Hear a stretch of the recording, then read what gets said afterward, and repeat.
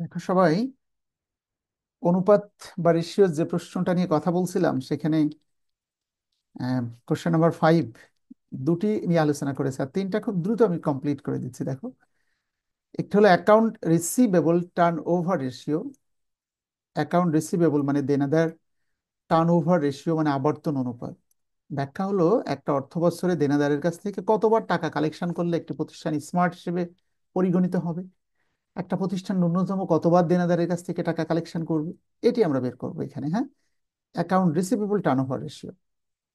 তো আমরা বলেছিলাম এই প্রশ্নটা এমন একটি প্রশ্ন যে প্রশ্নের মধ্যেই সূত্রটা লেখা আছে। ঠিক আছে, সে প্রশ্নের মধ্যেই যদি সূত্রটা লেখা থাকে, একটু বলো দেখি একজন। স্যার এটা বলো।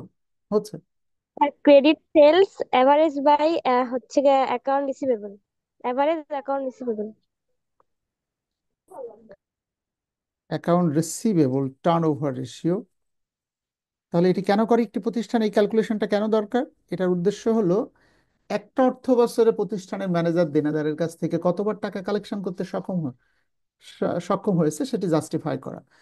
So account receivable turnover ratio, এটা এই প্রশ্নের মধ্যেই বলছিলাম সূত্রটা লেখা আছে কিভাবে, দেনাদার কিভাবে সৃষ্টি হয় ওই কথাটা উপরে লিখতে হবে। আমরা জানি বাকিতে প্রোডাক্ট বিক্রি করলে দেনাদার সৃষ্টি হয়, ফরাদ। হুম, এবং জেবিন বলো দেখি অ্যাকাউন্ট রিসিভেবলটা সৃষ্টি হয় কিভাবে, ক্রেডিট পার্সেস নাকি ক্রেডিট সেলস? বাকি ক্রেডিট সেলস। সেলস, বাকিতে বিক্রয়ের ফলে দেনাদার সৃষ্টি হয়। ঠিক আছে, ডিভাইডেড বাই অ্যাকাউন্ট রিসিভেবল, কিন্তু লিখতে হবে অ্যাভারেজ কি, average average account. Account receivable. যেখানেই অ্যাভারেজ শব্দটা থাকবে সেখানে মনে রাখবে ওই account receivable opening account receivable plus closing account receivable বছরের শুরু আর শেষে দুইটা যোগ করে 2 দিয়ে ভাগ। কিন্তু অভিজ্ঞতা বলছে বেশিরভাগ অঙ্কে যে কোনো একটা রিসিভেবল থাকে, কাজে 2 দিয়ে ভাগ করার আর সুযোগ থাকে না। যেমন এই অঙ্কে দেখো, আমরা একটা অঙ্ক দেখাচ্ছি, আগে দেখো। ক্রেডিট সেলস এখানে নেই, উল্লেখ করা নেই, কিন্তু লেখা আছে ডিউরিং দ্য ইয়ার, সারা বছর ধরে সেলস এর টাকা 2 লাখ, 2 লাখ টাকার প্রোডাক্ট বিক্রি করা হয়েছে। তাহলে ধরে নিতে হবে এটি ক্রেডিট সেলস। এবার অ্যাভারেজ অ্যাকাউন্ট রিসিভেবল দিয়ে ভাগ করব। সেখানে একটাই অ্যাকাউন্ট রিসিভেবল আছে 50,000, এটি ক্লোজিং আছে, ওপেনিংটা নেই। যদি ওপেনিং থাকতো তাহলে অঙ্কের শুরুতে লেখা থাকতো, অথবা এই সমন্বয়েও অনেক সময় লিখে দেয় যে ওপেনিং ইনভেন্টরি ছিল এত টাকা।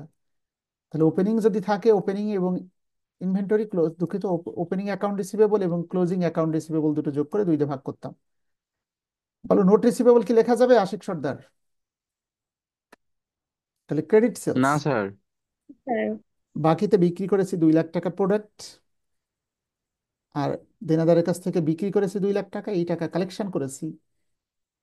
অ্যাভারেজ অ্যাকাউন্ট রিসিভেবল এখানে আছে অনলি, দেখো 50,000। 50,000 টাকা। স্যার 50,000। তাহলে অ্যাভারেজের সূত্রটা একটু সতর্ক থেকো, ওপেনিং প্লাস ক্লোজিং ভাগ 2। কিন্তু 2 দিয়ে ভাগ করতে হবে না যখন শুধু একটা আইটেম থাকবে। সো এটাকে এটাতে ভাগ করলে কত হয়? Four 4 Times. টাইমস। 4টা করে শূন্য কেটে দাও, দিয়ে দেখো 5 × 5 4 × 5 = 20। অর্থাৎ এই প্রতিষ্ঠান দেনাদারের কাছ থেকে এক বছরে 4 বার অর্থ কালেকশন করতে সক্ষম হয়েছে। তাহলে এটির আদর্শ মান কত, কতবার কালেকশন হলে একটি 7 প্রতিষ্ঠান টু ভ্যালু? 8। বলা হয়েছে অ্যাকাউন্ট রিসিভেবল টার্নওভার রেশিওর আদর্শ মান হলো মাঝারি ধরনের প্রতিষ্ঠানের জন্য মিনিমাম 7 থেকে 8 বার বেস্ট। তবে এটিও প্রতিষ্ঠানের বিক্রয়ের মাত্রা, প্রতিষ্ঠানের সাইজের উপরে, প্রতিষ্ঠানের ব্র্যান্ড ইমেজ, অনেক কিছুর উপর নির্ভর করে। তবে যত বেশি টাকা কালেকশন করতে পারবো তত ভালো বলে পরিগণিত। 7 to 8 টাইমস আদর্শ মান। এই প্রতিষ্ঠান 4 বার কালেকশন করেছে, অতটা গুড ভাবা যাচ্ছে না, তবে ছোট প্রতিষ্ঠানের ক্ষেত্রে this is almost okay. Bed. ছোট প্রতিষ্ঠান হলে ওকে হতো। এরপরে আসো, দেখো নেক্সট আইটেম ছিল আমাদের inventory to working capital ratio. এটি অত্যন্ত important, inventory to working capital. আচ্ছা, বলো নূরজাহান এবং সুরায়া, বলো দেখি এই সূত্রটা এই মূল অঙ্কের মধ্যেই লেখা আছে, সেটা কি তোমরা বুঝতে পারো? Inventory to working capital, G sir.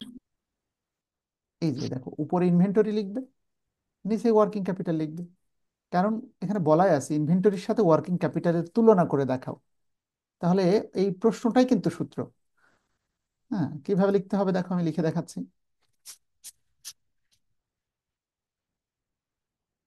Inventory to working capital ratio.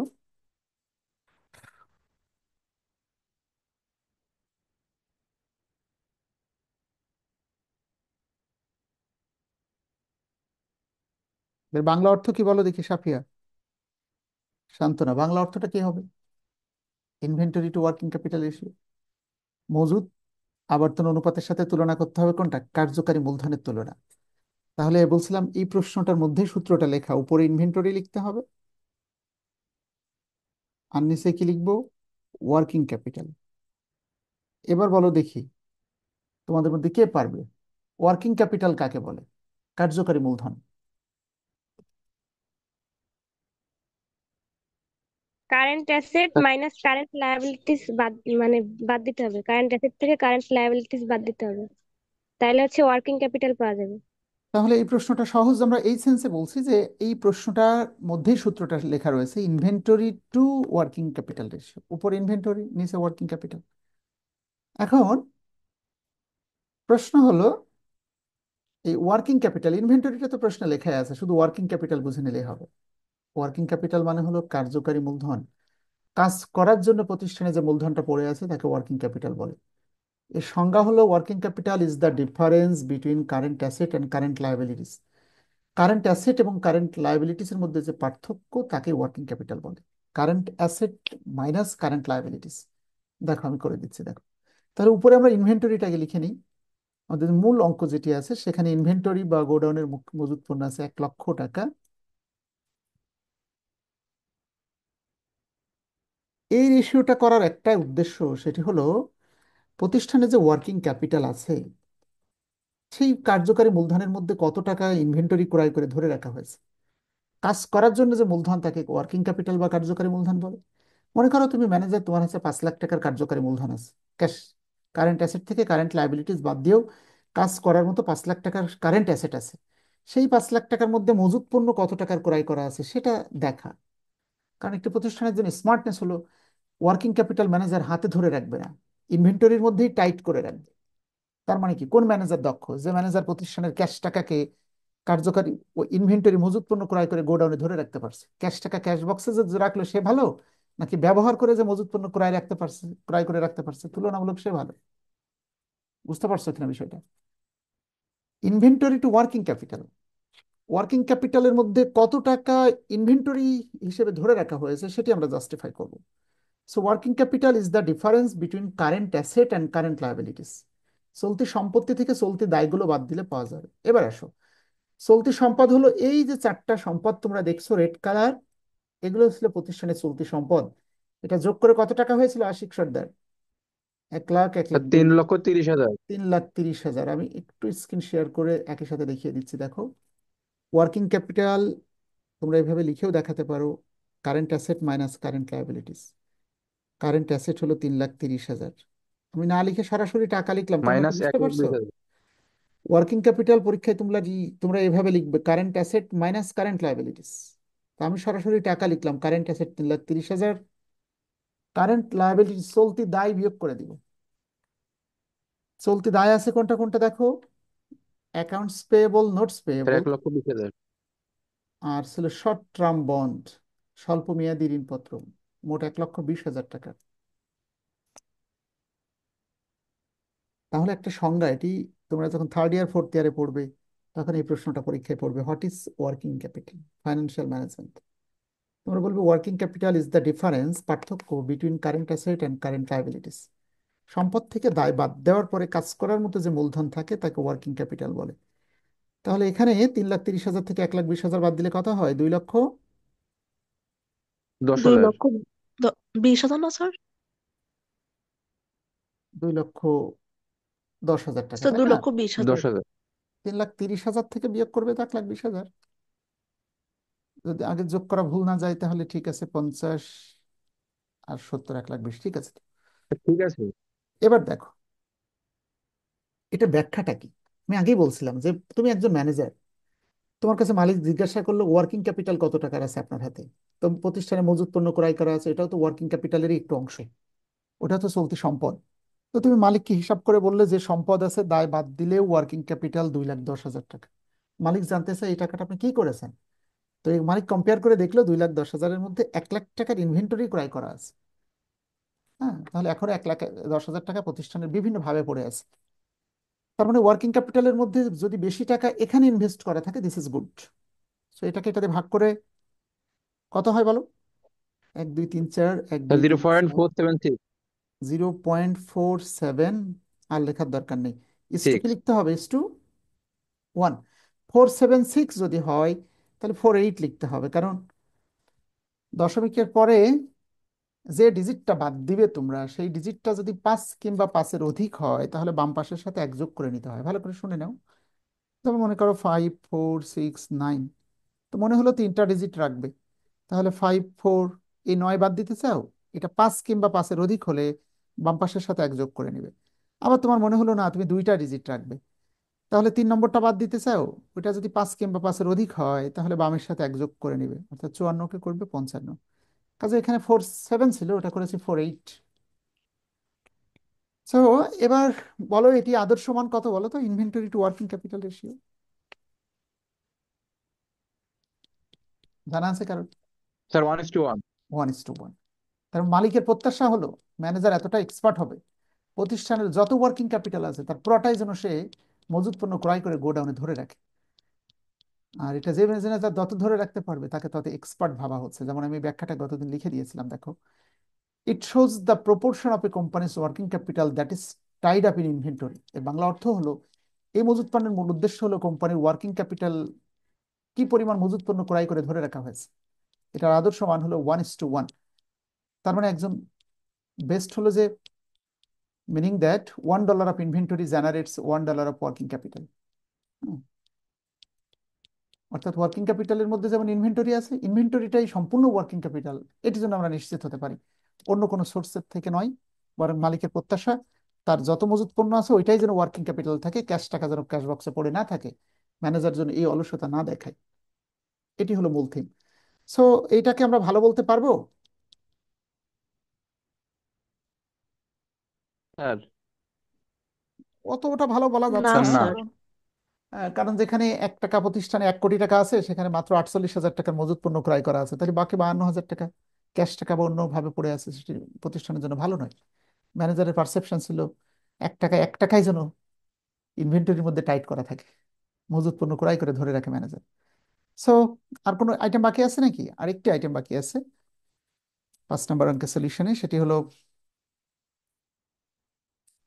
Gross profit ratio এবং নেট প্রফিট রেশিও। দুটোরই সেম ফর্মুলা প্রায়। আমি সূত্র দুটো লিখে দিচ্ছি এবং একটা অঙ্ক দেখিয়ে দিচ্ছি। আমরা জানি এই রেশিও বের করলে, তাহলে সব ক্ষেত্রে অনুপাতে যদি টার্ন ওভার না থাকে, আমরা কিন্তু 1:1 লিখেছিলাম, খেয়াল করেছো? আর টার্ন ওভার থাকলে উত্তরে লিখবো টাইমস বা বার। আর প্রফিট রেশিও বের করলে উত্তরে পার্সেন্টেজ দিতে হয়। দুটো ক্ষেত্রে গ্রস প্রফিট রেশিও আর একটু হলো নিট প্রফিট রেশিও। বলো, কে বলতে পারবে গ্রস প্রফিট রেশিওর সূত্রটা কি হবে? স্যার একটু gross gross profit by profit total sale. Divided by net sales গুণ হচ্ছে 100। গ্রস প্রফিট রেশিও মানে মোট লাভ বা গ্রস প্রফিট। মোট লাভ বা গ্রস প্রফিট কোনটাকে বলা হয়? একটি প্রোডাক্ট বাজারে বিক্রি করার সাথে সাথে যে লাভটা হয় ওটিকে গ্রস প্রফিট বলে। উদাহরণস্বরূপ, 5 লাখ টাকার একটি এসি ক্রয় করে 7 লাখ টাকায় বিক্রি করা হবে, 2 লাখ টাকা লাভ, ওইটা গ্রস প্রফিট। কিন্তু মালিক যে, সে গ্রস প্রফিটের টাকা বাসায় নিয়ে যেতে পারবে না, কারণ গ্রস প্রফিট থেকে অনেক খরচ বাদ দিতে হবে, কর্মচারীদের বেতন, বিদ্যুৎ বিল, বাড়ি ভাড়া, আনুষঙ্গিক সব খরচ বাদ দেওয়ার পরে যেটি পাওয়া যায় ওটাকে নেট প্রফিট বলে। যাক, তাহলে গ্রস প্রফিট মানে মোট লাভ, বিক্রি করার সাথে সাথে যে লাভটা হয়, এটাকে ভাগ করবো কোনটা দ্বারা? Net sales. মানে সত্যিকারে যে প্রোডাক্টটা বিক্রি হয়েছে তাকে নেট সেলস বলা হয়। গুণ কি হবে? 100। 100 100। কেন? কারণ উত্তরটাকে পার্সেন্টেজে প্রকাশ করে দেখাবো। এই কারণে এই অঙ্কে আমি এই সংযোজনটা করে দিয়েছি, দেখো, অ্যান্ড টোটাল প্রফিট ওয়াজ টাকা 1 লাখ। প্রতিষ্ঠানের লাভ ছিল 1 লক্ষ টাকা। তাহলে নিট প্রফিট নাকি গ্রস প্রফিট যদি উল্লেখ করা না থাকে, ওইটাকেই গ্রস প্রফিট ভাববে, ওইটাকেই নিট প্রফিট ভাববে। নেট সেলস মানে মোট কত টাকার প্রোডাক্ট বিক্রি করা হয়েছে, প্রশ্নে লেখা আছে 2 লাখ টাকার প্রোডাক্ট বিক্রি করা হয়েছে, ওইটাই নেট সেলস গুণ 100। ক্যালকুলেশন: 1 2 3 4 5, 1 2 3 4 5, 2 1 কে 2, 50 2 × 100, স্যার 50%। 50%। তাহলে গ্রস প্রফিট রেশিওর সূত্র কি বলো সবাই? Gross profit divided by net sales গুণ 100। আবার যদি প্রশ্নকর্তা বলতো নিট প্রফিট রেশিও বের করে দেখাও, তাও বলতাম net profit divided by net sales কোন 100। সেক্ষেত্রে নিট প্রফিট প্রশ্নে লেখা থাকতো, না থাকলে যে প্রফিট দেওয়া থাকতো ওটাকেই নিট প্রফিট ভেবে নিতে পারতাম। তাহলে গ্রস প্রফিট এবং নিট প্রফিট একই কথা, খুব বেশি পার্থক্য নেই, শুধু লাভের অংশের পার্থক্য। নিট প্রফিটের ক্ষেত্রে নিট প্রফিট লিখতে হয়, গ্রস প্রফিট রেশিওর ক্ষেত্রে গ্রস প্রফিট লিখতে হয়। নিচেই দুটোই নিট সেলস লিখতে হয়। এটা সেম থাকবে, এটা সেম থাকবে, শুধু গ্রস প্রফিটের ক্ষেত্রে উপরে গ্রস প্রফিট, নেট প্রফিট রেশিওর ক্ষেত্রে উপরে নেট প্রফিট লিখতে হবে। সো এই ছিল আমাদের অঙ্কের সামারি। এখানে 5টা রেশিও আমরা করে দিলাম। একই সাথে যারা ক্লাসগুলো মিস করেছো, বিশেষ করে আমাদের প্রথম যে দুটো অঙ্ক সলিউশন করে দিয়েছি, কারেন্ট রেশিও এবং অ্যাসিড টেস্ট রেশিও, এই দুটো সূত্র ইম্পর্টেন্ট। আর আজকে যে 5টা করালাম, সব মিলায় 10টা সূত্র কিন্তু আমি তোমাদেরকে দেখিয়েছি 2-3টা অঙ্কের মধ্যে দিয়ে। যারা মিস করেছো, অল ক্লাসেস রেকর্ডেড এবং ইউটিউবে রাখা আছে। আমাদের ইউটিউব চ্যানেল তো তোমরা জানো সবাই, সেখান থেকে দেখে নিতে হবে।